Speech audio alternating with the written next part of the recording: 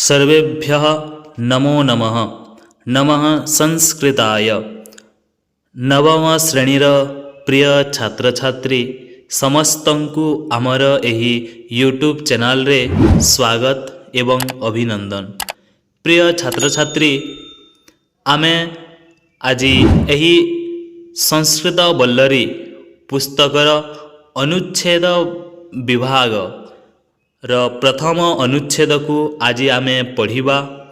तेणु समस्ते निज निज सांगसाथी मानंकु आमर एही भिडियोटीर लिंक को शेयर करि दियो, जा फलरे समस्ते आम सहित जोड़ी आज आमे एही प्रथम अनुच्छेद को भल भावरे पढ़िबा एवं बुझी पारिबा।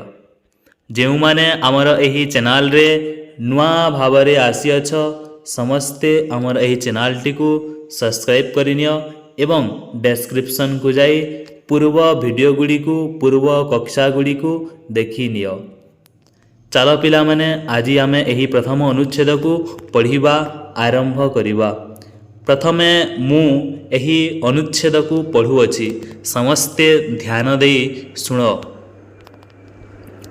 प्रथम अनुच्छेदः अस्ति कश्चित् विदूषकः तस्य परिहासेन नृपः सदैव हसति। एकदा विदूषकः चिन्तयति, मम परिहासेन प्रतिदिनं सकलाः जनाः हसन्ति, तथापि न कोऽपि जनः मां महापुरुषः इति कथयति। भवतु अधुना सेनापतिपदं प्राप्तव्यम्। विदूषकः राजानं वदति, महाराज इच्छामि सेनापतिपदम्। राजा भाषते, तथास्तु। तदा विदूषकः नृपं खड्गं याचते। परिहासेन नृपः विदूषकाय दीर्घं खड्गं ददाति। तदा विदूषकः मोदते। सः खड्गं धृत्वा चलति। नृपः तं पृच्छति, कुत्र गच्छन्ति महाभागाः? विदूषकः वदति, सैन्यसकाशं गच्छामि। पिला माने आमे एही अनुच्छेदटी को पाठ करि सारिलां। एबे आमे एही अनुच्छेद को भल भावरे गोटी गोटी शब्द को देखिबा भलसे एवं तार शब्दर अर्थ को मध्य जानिबा एवं संपूर्ण अनुच्छेदटीर सारांश बा भावार्थ को मध्य बुझिबा। चलो पिला माने अस्ति कश्चित् विदूषकः। अस्तिर अर्थ हेउची अछि, कश्चित्र अर्थ हेउची केही जणे। विदूषकः विदूषक बेले कोन पिला माने जानिछ तो एते देखिनियो। विदूषक भारतीय नाटक रे हास्य अभिनेता, भारतीय नाटक रे हास्य अभिनेता जे निज वचन और क्रिया द्वारा राजा और प्रजा मानंकु हसाई थाए। एठी टिके भूल होईसी, हसाई थाए। तो पिला माने नाटक जानिथिबो समस्ते केमिति नाटक करा जाए। तो आमर भारतीय नाटक रे जड़े अभिनेता जे नाटक रे रोल करते ताकू कौन कह जाए, अभिनेता। तो नाटकर जड़े अभिनेता भावरे अटंती विदूषक। आउ सही विदूषकर काम हेउछि कि से निज वचन और क्रिया द्वारा राजा को और प्रजा मानंकु हसाई थांती। तो जानिल एथिर अर्थ हबो केही जणे विदूषक थिले बा कहीं जने विदूषक अछंती। पिला माने प्रथमे आमे एही अनुच्छेदटी को पढ़ी दऊँ, बुझी दऊँ, तापरे आमे कठिन शब्द गुडी को देखिबा। तस्य परिहासेन तांकर बा सही विदूषकर परिहास रे परिहास द्वारा, परिहासेन तृतीया विभक्ति होईछि, परिहास द्वारा हास्य द्वारा नृपः राजा सदैव हसति। सदैवर अर्थ होईछि सबु बेले, सदा जुग एव सदैव। हसति हसुथिले। किए हसुथिले ना राजा हसुथिले। कहार परिहास रे? विदूषकर परिहास रे। एकदा विदूषकः चिन्तयति मम परिहासेन प्रतिदिनं सकलाः जनाः हसन्ति। तो थरे एकदार अर्थ होउछि थरे विदूषक सही विदूषक चिन्तयति चिंता कले चिंत धातु लट लकार चिन्तयति चिन्तयतः चिन्तयन्ति एहीपरि रूप होइथाय। मम ममर अर्थ होउछि मोर परिहासेन मोर परिहास द्वारा प्रतिदिनम प्रतिदिन सबुदिन सकलाः सकलाः अर्थ होउछि समस्त जनाः जनः जनौ जनाः बहुवचन होइछि। तो सकलाः जनाः समस्त लोक माने हसन्ति हसति हसतः हसन्ति हस धातु लट लकार वर्तमान काल रे होइथाय तार रूप बनी थाए हसति हसतः हसन्ति हससि हसथः हसथ हसामि हसावः हसामः एहीपरि रूप होइथाय। आगको देख तथापि न कोऽपि जनः मां महापुरुषः इति कथयति। तथापि अर्थ होउछि पुणी मध्य न कोऽपि केही भी न कोऽपि नर अर्थ होउछि नाही कोऽपि केही मध्य केही जणे मध्य लोक सही विदूषक को महापुरुष इति कथयति। तो एथिरे से विदूषक थरे चिंता कला कि मु प्रतिदिन समस्त लोक माननको हसाउअछि तथापि पुणी मध्य केही जणे मते माम माम रो अर्थ होउछि मते महापुरुष इति न कथयति। तो केही जणे मते महापुरुष बोली कहू नाही। आगको देख भवतु अधुना सेनापति पदम प्राप्तव्यम। भवतु भवतुर अर्थ होउछि हौ ठीक अछि अधुना एबे अधुनार अर्थ होउछि एबे वर्तमान सेनापति पदकु प्राप्तव्यम प्राप्तव्यम रो अर्थ होउछि प्राप्त करिवा उचित बा प्राप्त करिवार अछि। प्र उपसर्ग पूर्वक आप धातु तव्यत प्रत्यय रे होइथाय प्राप्तव्यम। तो हौ ठीक अछि से भाविला विदूषक भाविला हौ ठीक अछि एबे मते सेनापति पद सेनापति समस्त जानि अछ जे सेना मानक जे स्वामी जे सेना मानक अधिनायक नायक ताकु कहाजे सेनापति। तो से विदूषक भाविला कि नहीं मते एबे सेनापति पद प्राप्त करिवार अछि।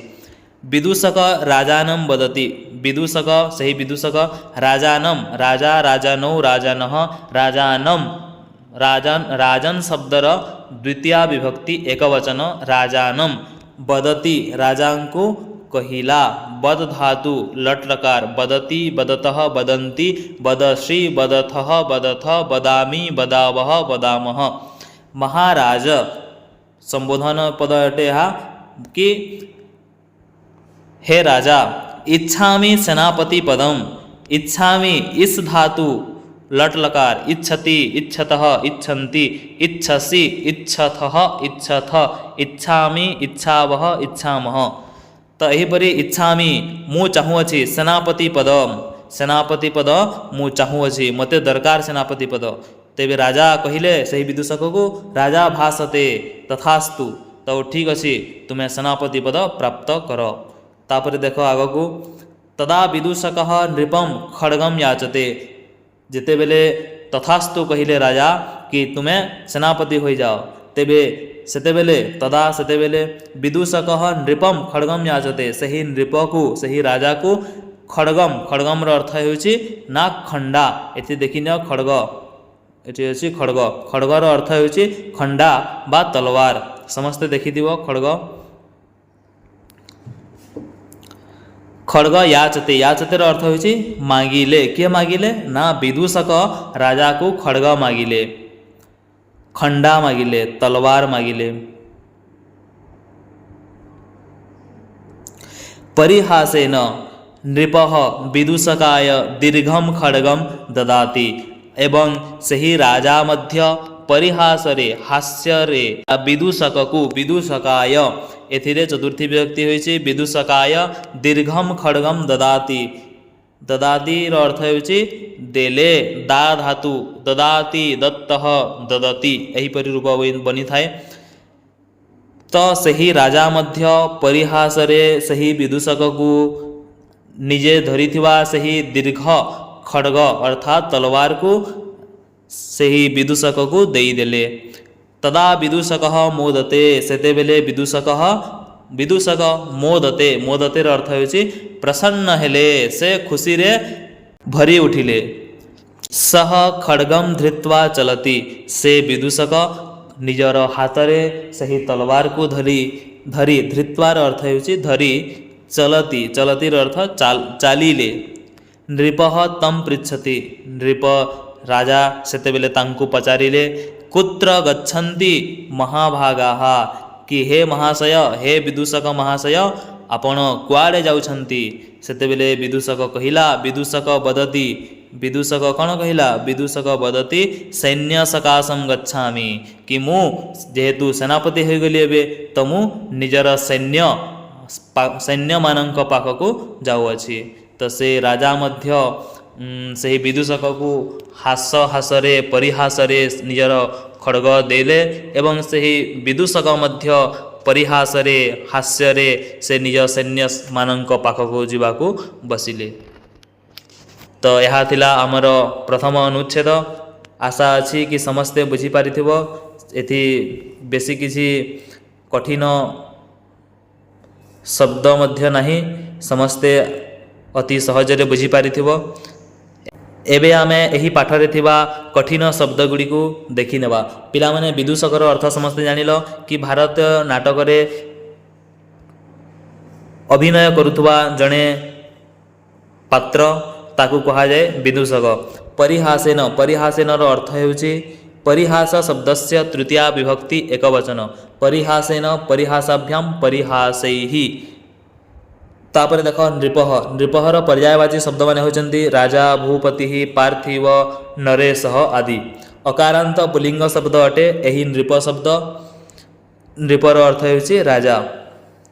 ପିଲାମାନେ ଦେଖ, ଏଠି ନୃପ, ଏଠି ରାଜା ଅଛନ୍ତି। ରାଜାର ଏ ପାଖରେ ଯେଉଁ ବସିଛି ଏହି ପାତ୍ରଟି ହେଉଛି ବିଦୂଷକ। ଏହାର କାମ ହେଉଛି କି ସେ ସବୁବେଳେ ରାଜାର ସମୀପରେ ରହି, ରାଜାଙ୍କ ପାଖରେ ରହି ରାଜାଙ୍କୁ ଏବଂ ପ୍ରଜାମାନଙ୍କୁ ଆନନ୍ଦ କରିଥାଏ, ହସାଇଥାଏ। ସଦୈବ, ସଦୈବର ଅର୍ଥ ହେଉଛି ସର୍ବଦା।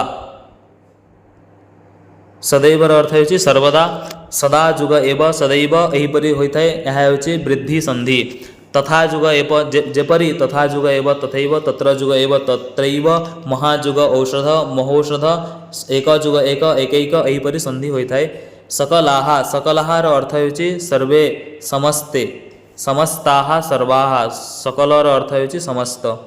ତଥାପି, ତଥାପିର ଅର୍ଥ ହେଉଛି ତେବେ ମଧ୍ୟ, ପୁଣି ମଧ୍ୟ। ତଥା ଯୁଗ ଅପି, ଏହା ଦୀର୍ଘ ସନ୍ଧି ଅଟେ।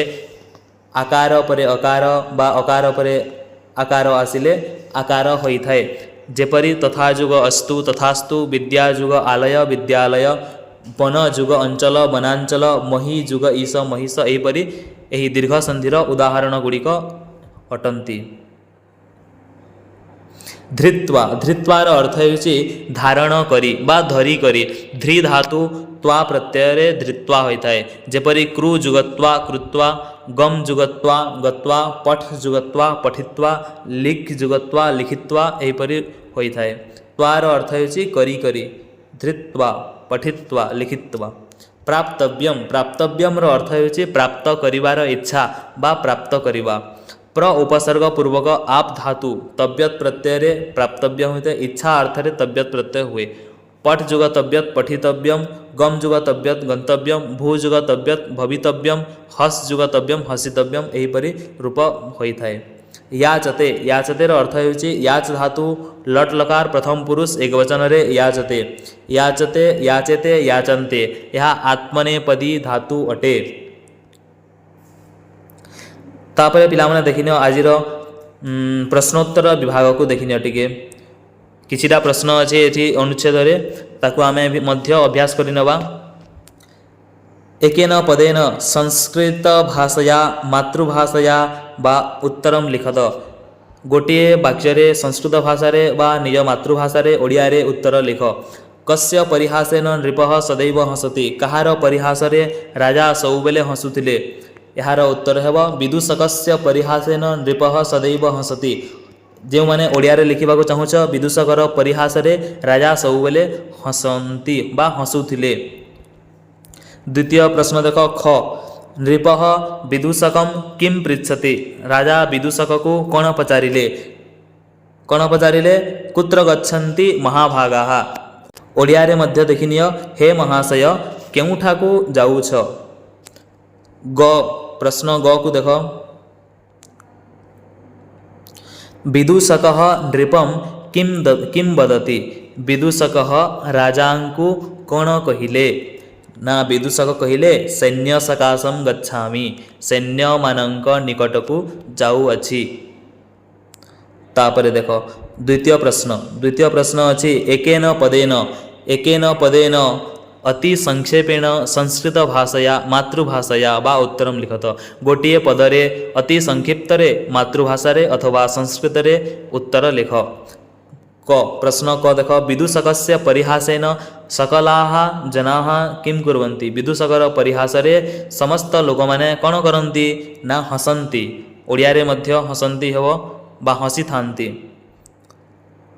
ख प्रश्न ख को देख अधुना विदूषकेन किं पदम प्राप्तव्यम वर्तमान विदूषक द्वारा क्यों पद प्राप्त करिवार अछि ना सेनापति पद प्राप्त करिवार अछि। ग प्रश्न ग परिहासेन राजा विदूषकाय किं ददाति परिहासरे राजा विदूषक को कौन देले ना दीर्घ खड्ग देले लंबा खंडा देले।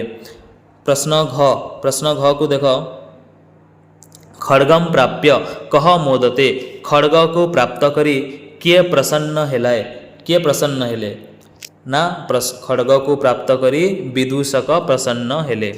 तो यह थिला आजिर प्रथम अनुच्छेद। यही प्रथम अनुच्छेद रे आमे अनुच्छेद को भल भाव में बुझिला एवं यही अनुच्छेद रे थिबा प्रश्न उत्तर गुड़ी को मध्य करि पारिला। जदि भिडियोटी भल लगिला समस्ते भल करी बुझी पारिछ तेबे निश्चित भाव में आमर यही चैनल को सब्सक्राइब करनियो। भिडियोटी को संपूर्ण देखिथिबारु पुणी थरे समस्तंकु धन्यवाद।